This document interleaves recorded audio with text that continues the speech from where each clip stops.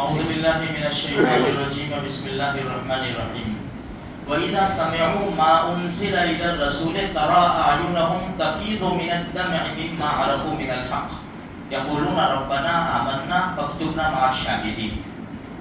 اس کا 7واں پارہ شروع ہے۔ اس کا ترجمہ یہ ہے، جب انہوں نے سنا وہ کلام جو اللہ نے اپنے رسول کی طرف نازل کیا، تَرَىٰ أَعْيُنَهُمْ، آپ دیکھیں ان کو، ان کی آنکھیں ابل پڑی، آنسو بہہ پڑے، انہوں نے حق کو پہچان لیا اور کہنے لگے ربنا آمنا، رب ہم ایمان لے آئے، فاکتبنا مع الشاہدین، ہمیں ماننے والوں میں سے لکھ دے تو۔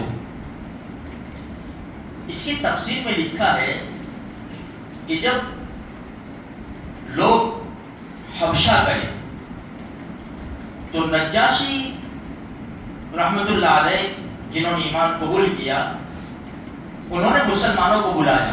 جب شکایت لگی بادشاہ کے دربار میں کہ بھائی کچھ لوگ آئے ہیں عرب سے اور ایسے ایسے لوگ ہیں، بلاؤ ان کو۔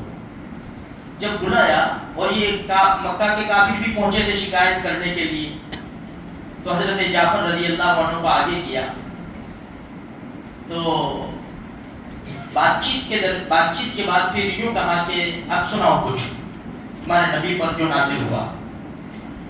انہوں نے سورۃ طٰہٰ پڑھی، سورہ مریم یا سورہ طٰہٰ، سورہ مریم کاف ہا یا عین صاد یہ پڑھی، جس میں مریم علیہ السلام کا تذکرہ ہے کیونکہ وہ عیسائی تھے۔ تو آنکھیں بے پڑی، نجاشی رونے لگے، بہت روئے بہت روئے۔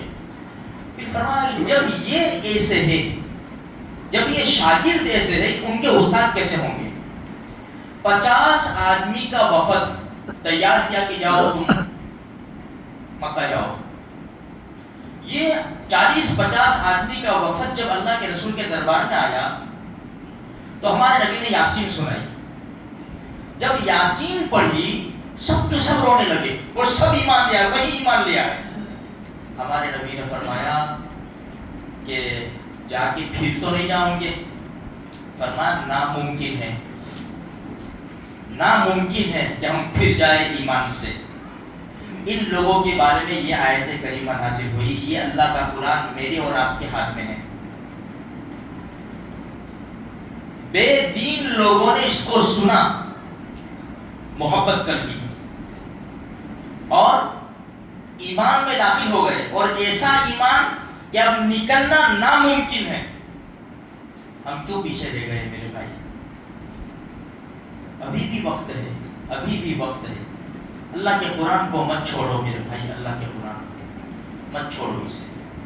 یہ رمضان کا مبارک مہینہ آ رہا ہے، ابھی سے شروع کر دو، بہت پڑھو، اللہ مجھے بھی توفیق دے، آپ کو بھی توفیق دے۔ سارے مسلمان جتنا پڑھو گے اتنا کم ہے، اور جتنا پڑھو گے اتنا فائدہ ہے۔